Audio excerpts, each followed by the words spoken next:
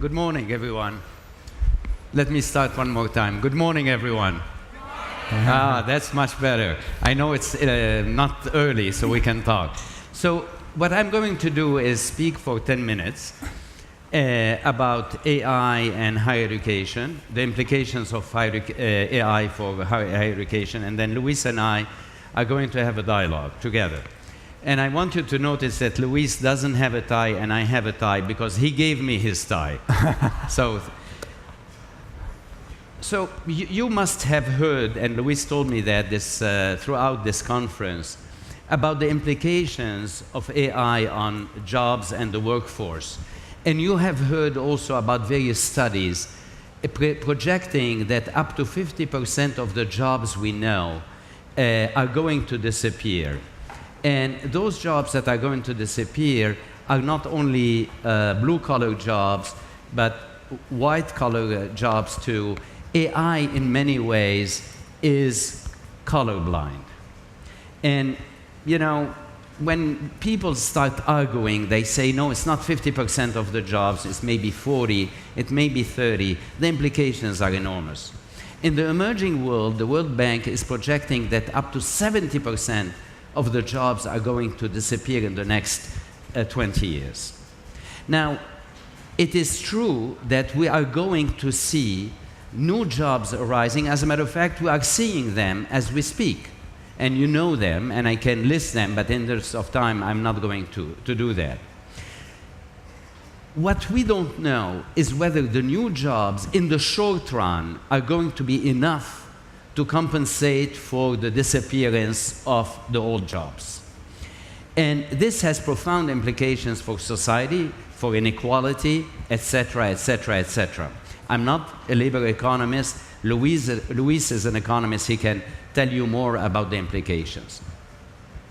But what I would like to do is focus more on, in this new world, what is the role and the mission and the obligation of higher education. The obligation of higher education, its mission, are very simple. We need, as educators, to help people become robot-proof, hence the title of the book. What does it mean to be robot-proof? It means that we are going to strive to be immune to the changes and the impact of AI and robotics.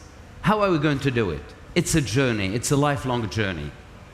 First, I say that every learner has to master something called humanics. Let me repeat the name, humanics. You didn't hear it before.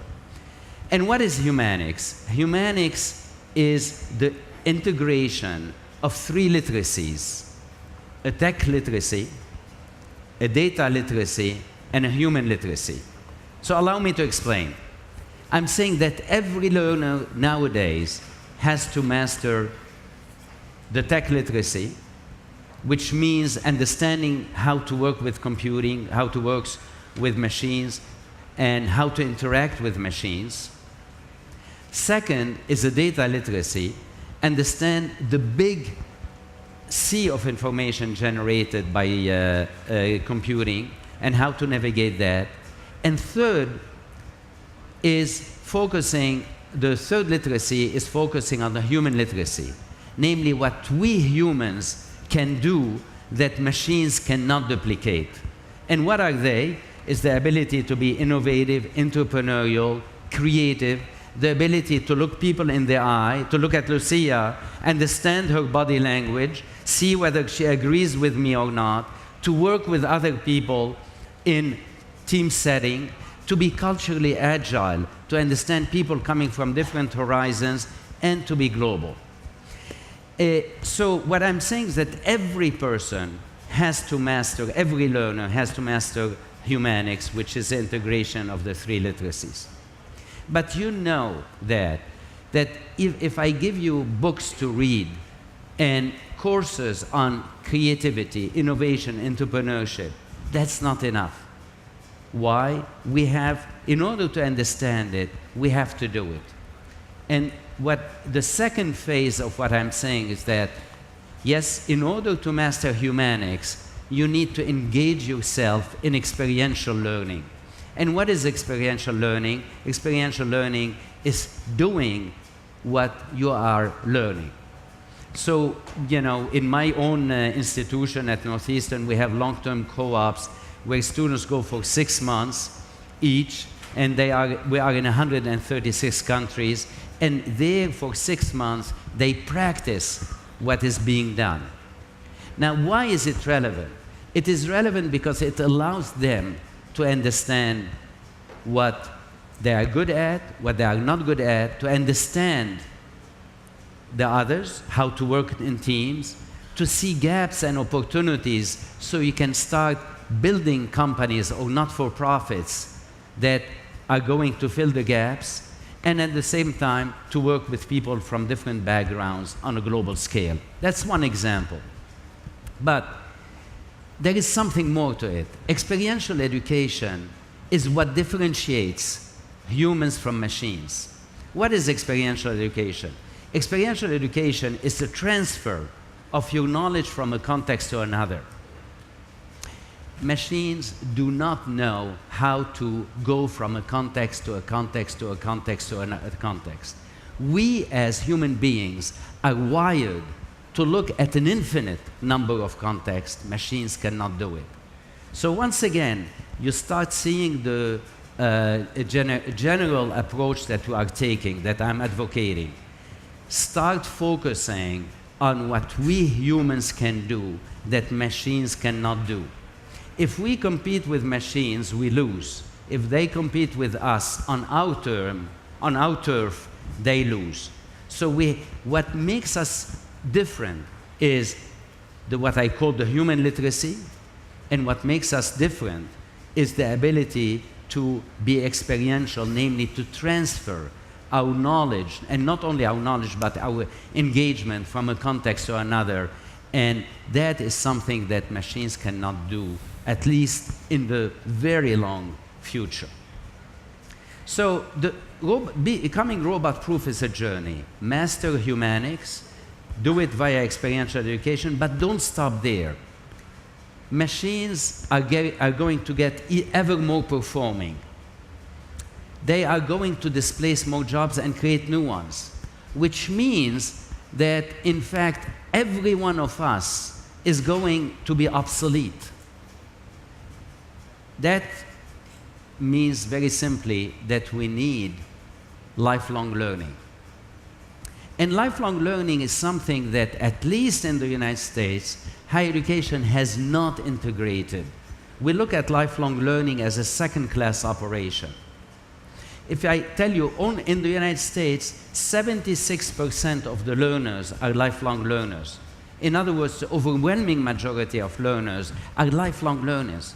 So imagine that you are ignoring the largest segment that you need to serve. And that is risky. And if we continue to ignore that, it may happen to us what happened to the railway industry in the United States and elsewhere. But in the United States, when the railway industry saw the beginning of the airline revolution, they looked at it and they said, this is not us, we are in the railway business. They didn't say, we are in the transportation business. So higher education has to integrate lifelong learning because it's a necessity. But in order to do lifelong learning, we have to relearn how to do it. People don't have time to come back to college or to the university. People don't want courses.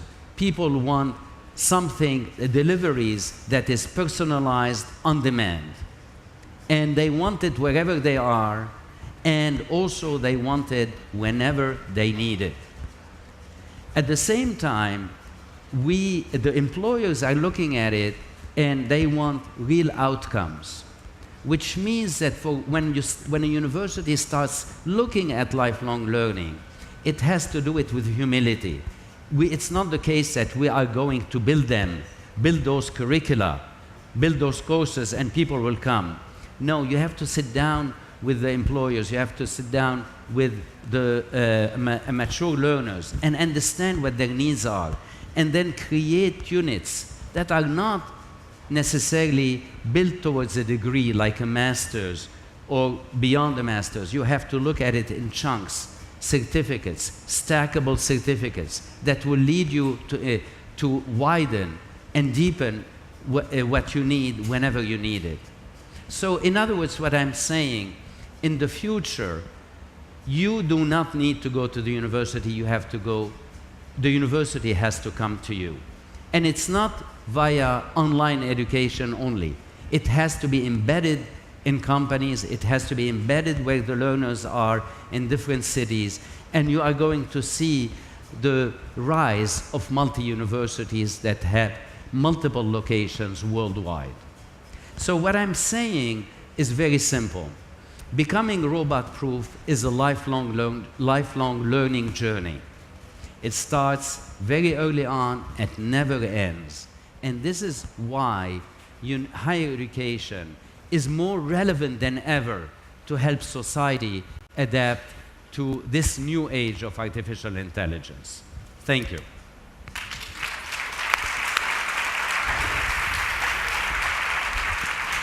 Thanks, Joseph. That was very inspiring. Joseph Aoun, on his free time from being the president of a big university, has found the time to write this book, which is very interesting. As he was mentioning some of the main ideas, higher education, the age of artificial intelligence. I think there will be some copies later, so we'll talk a bit about that. As he mentioned, I'm a labor economist. I'm somebody who's been looking a lot at the labor market.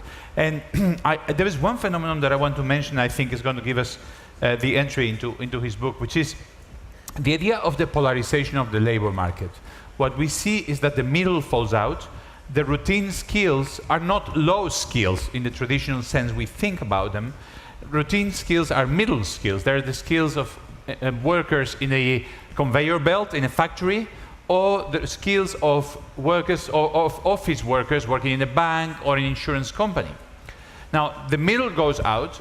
Yes, the top continues to be there, but another part that continues to be there very strongly is all the service part of the economy that in some sense are low wage jobs, starting from security guards, cleaning, hospitality, restaurants, hotels, etc., etc. And here comes my question. My first reflection on the book and my first question to you, which is, what really is what machines can do and what they can't, and is it us convincing ourselves that our skills are really valuable when we think of chess, which is the first things that computers did, and you talk about this in your book. We see a lot of things that we think are very high that computers immediately master, and a lot of things that we think are very easy that, in fact, computers find impossible. And in your domain, you're a linguist, one big area of progress of computers has been translation. Google Translate has basically revolutionized translation. Right now, if you try Google Translate, you will discover that it works very well already.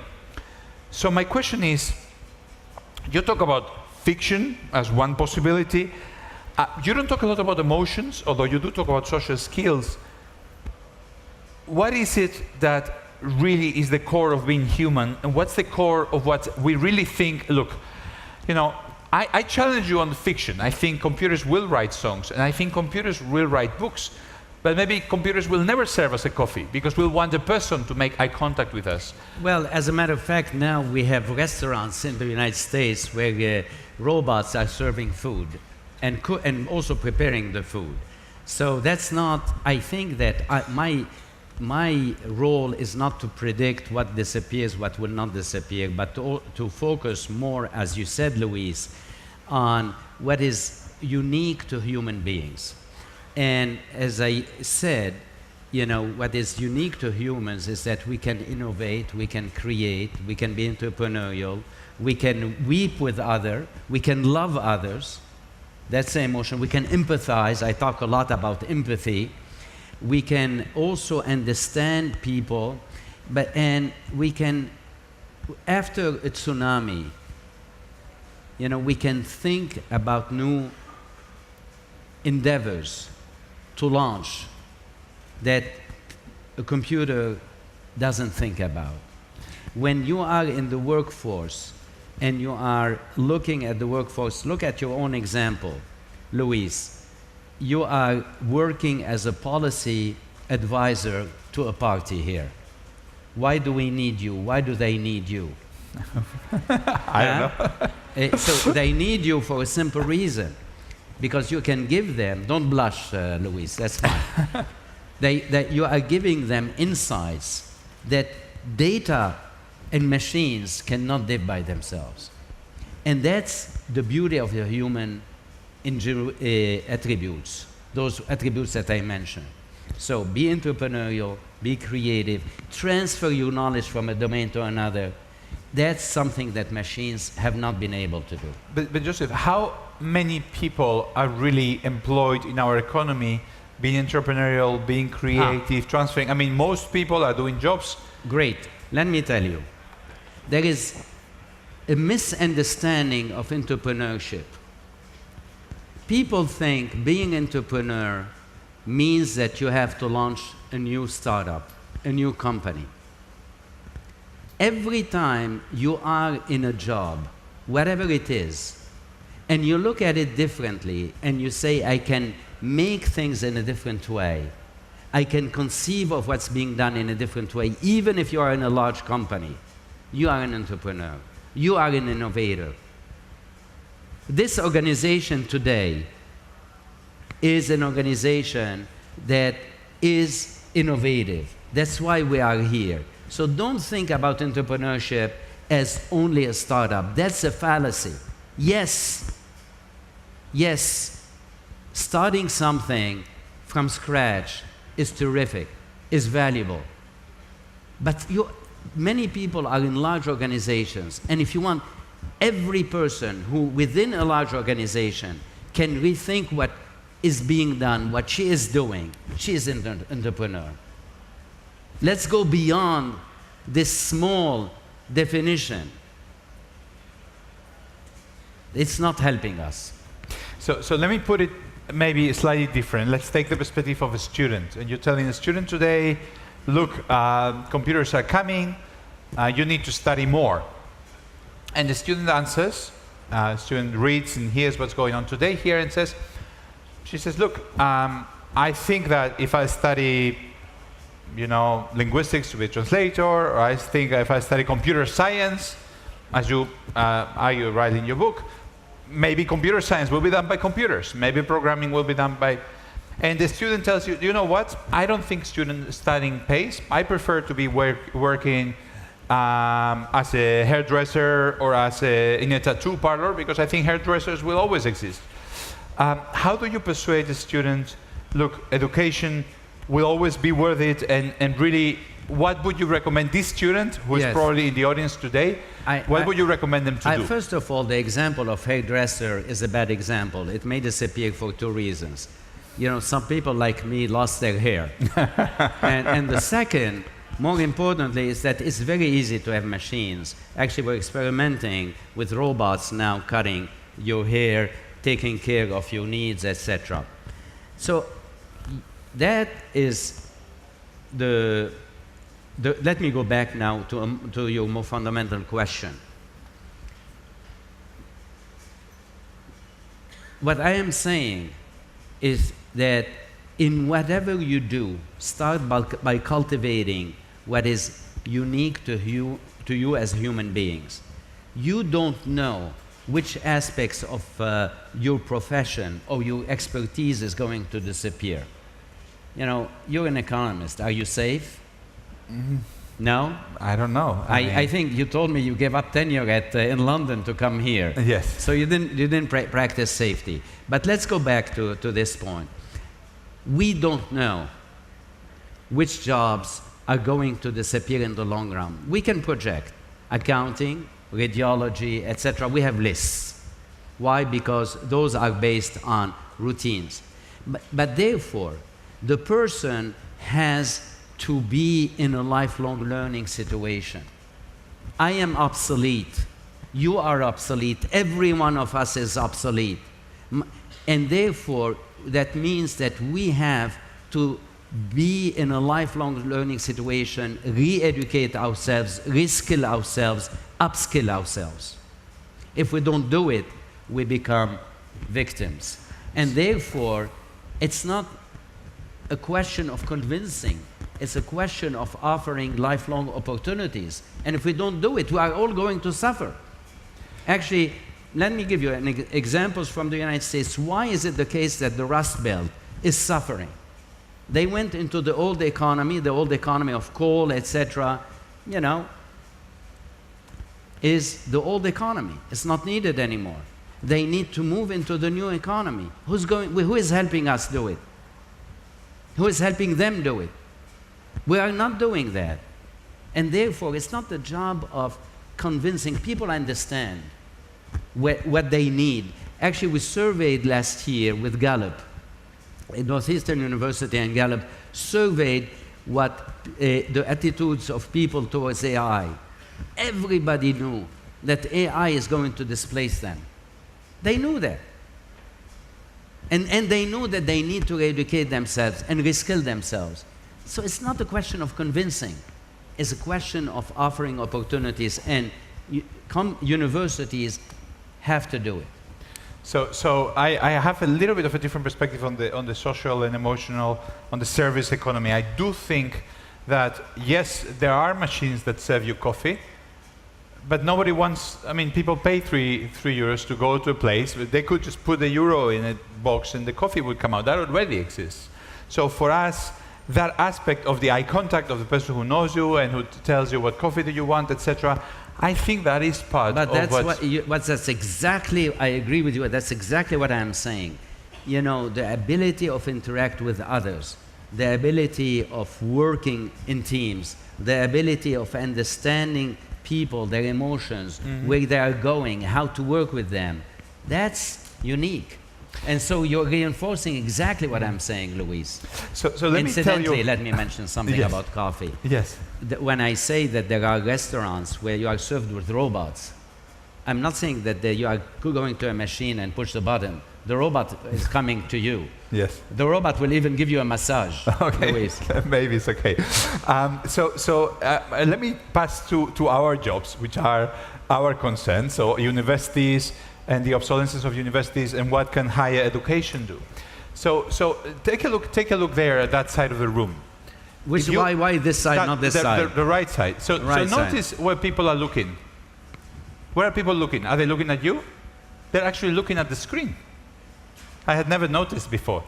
People are actually seeing us live by looking at the screen, which really tells you something about our jobs, right? Which is, we think, oh, the immediacy, you know, professors are always going to be around, higher education needs this contact, I need to be looking at your eyes, we need to be making contact. But even in a setting where we're actually here in person, people are actually happily watching the screen because the screen somehow is bigger and it's good quality, so they look there. So my first question on the future of universities is,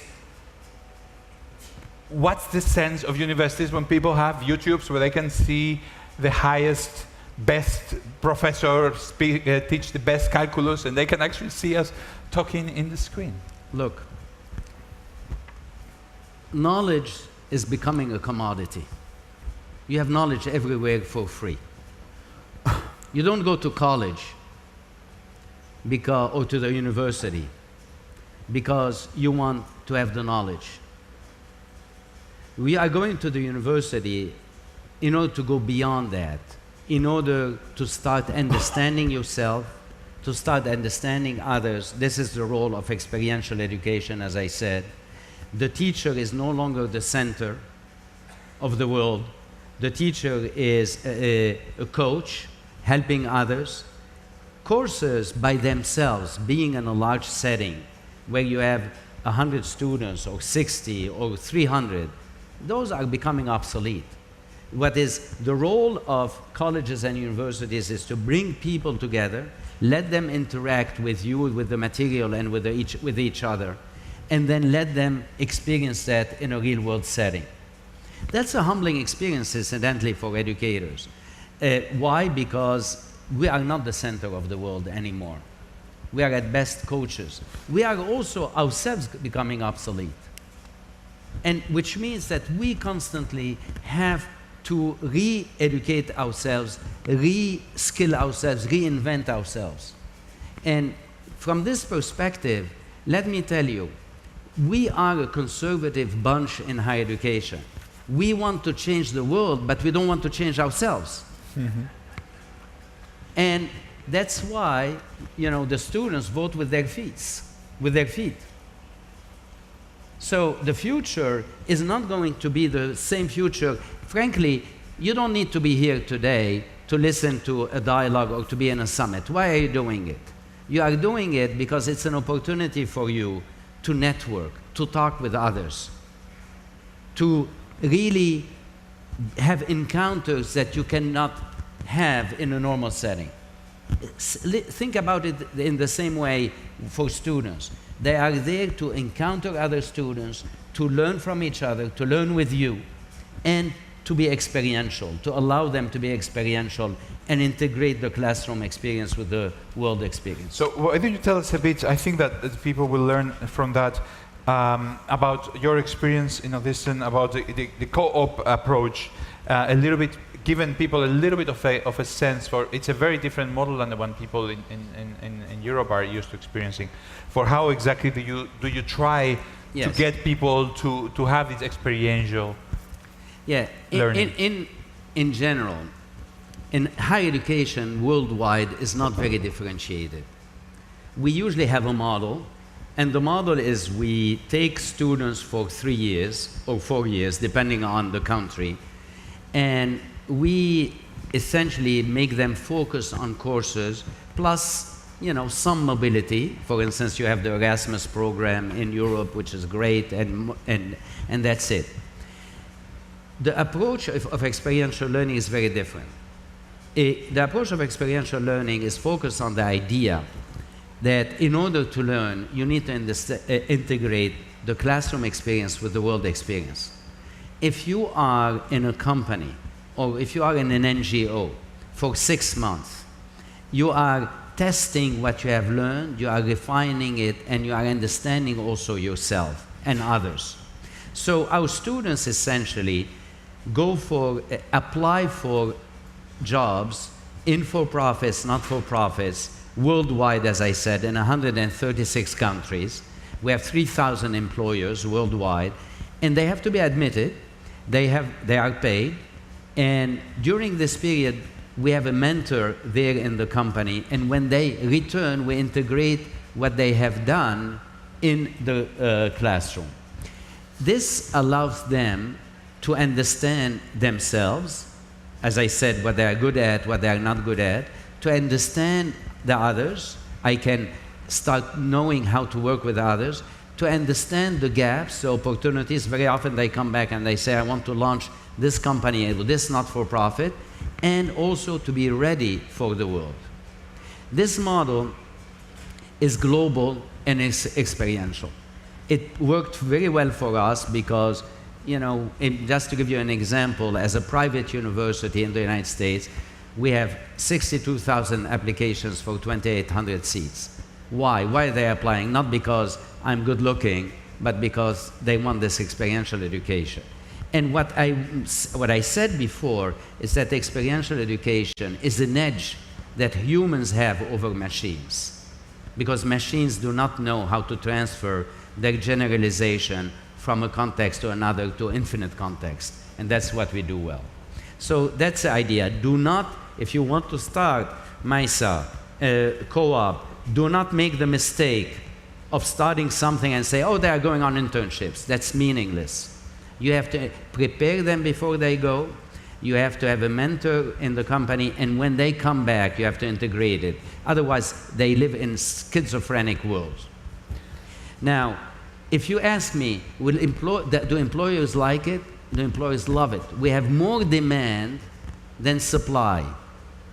Why? Because employers are really looking at the students with them as a source of energy, as a source of creativity. At the same time, they are looking at a pipeline for talent. they are getting to know them, and the students are getting to know the employer. And by the time they leave the university, they have multiple offers from their co-op employers. Actually, in the United States, we have what has been discussed as the best job placement in the country. Why? Because of that. So I anticipate a criticism that many people might have. I'm an economist, you're talking about the job market, and people might say, look, the role of education is not to prepare people for jobs. Jobs are maybe gone, who knows, maybe in 40 years many people won't work. They will be doing other things. Where does the part of preparing, and let me give you one example that is future-proof. The example is from Yuval Harari, so I know it's not very politically correct, but I just put it in his words.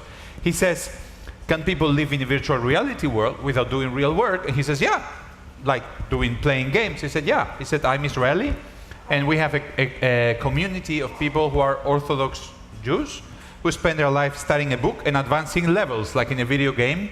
If you become very good at the book, you advance, and eventually you become very knowledgeable, and all you've done all your life is read a book and talk about that book, the Torah. So in a world where maybe we have to prepare people for something which is not jobs in the sense that we think, but maybe this other life of reading poems and talking to others and beauty and all the other things, where does that fit in this? Look, let me go a step above that. In higher education, we have created a dichotomy between learning to live, learning to earn a living. Those two, this dichotomy, actually, if you look at it historically, is a dichotomy that is very surprising, because higher education in the Western world, at least, started with Bologna and the monastic tradition before that. And what is the monastic tradition? Is close people to think about God, the scriptures, correct? Mm-hmm. Now, afterwards, with the enlightenment, people started focusing on understanding the world. Physics, optics, etc. Then life sciences afterwards, then now nano, etc. Higher education is there to prepare you for the world and to prepare you for worlds that do not exist. And you cannot do it if you divorce yourself from the world. It doesn't mean that the world, we are giving you an experience in a world that will not change. We are allowing you to experience different worlds through a global approach, different aspects of this world, knowing that you are an agent. It is time to go beyond this fallacy that, oh, higher education, you spend your time for 3 years cocooned in a campus and thinking. No, you think, you do, you impact, you weep, you love, and you change. So how do you apply this co-op idea, and you do mention something about that in the book, to the liberal arts, to the humanistic traditions, etc.? More than ever. You know, our students doing the humanities, history, English, are involved in, and I give you examples where they are impacting not only organizations, companies that have nothing to do with history, but also it allows them to understand their historical studies in a different way. When they are looking at wars in the Balkans or in Myanmar and involved in not-for-profits and NGOs there, you know, they are bringing a humanist approach, and they are designing companies, not-for-profits, based on that. Let me give you another example. Our computer science students, all of them now are involved in improvisation. Why? Because through improvisation they understand the other. They understand what makes you laugh, what makes you weep, what makes you happy, what makes you sad. So more than ever, we need to focus on the human attributes. The person you quoted, what he's saying is nothing more than we are human beings. And what I am saying is nothing more. Let's cultivate what is unique to human beings. Very good. Is there anybody who wants to ask a question? Yes, we have a question there. Can we have a mic? Maybe you can say it and I'll repeat it. Otherwise, I can sing it here. That's the first time I was introduced, incidentally, by a band. Yes, it's very good. It was great music. Thank you. One question, and then we'll go. Thank you for your inspiring words, Mr. Aoun. You're talking about the importance of the education, but the good education is not available for everyone. How do you think this problem can be solved? Because at the end, education is also business, right? You're raising a very important point. For those who didn't hear it in the back, not everyone has access to education. And what I am saying is that education now is first lifelong. Therefore, society has to provide access to lifelong learning to every citizen. Different countries are approaching it differently. For instance, Singapore is saying, as a government, I'm going to be in charge of providing those opportunities. The UK is taking a different approach, asking every employer to put 0.5 percentage point of their payroll for lifelong learning, precisely for that. You know, in the United States, no one is doing that, and therefore, if you don't do it, ultimately, if we don't provide access to lifelong learning throughout the life of citizens, you are going to see more of what Luis has been studying: inequalities, disparities, tensions, social tensions. Absolutely.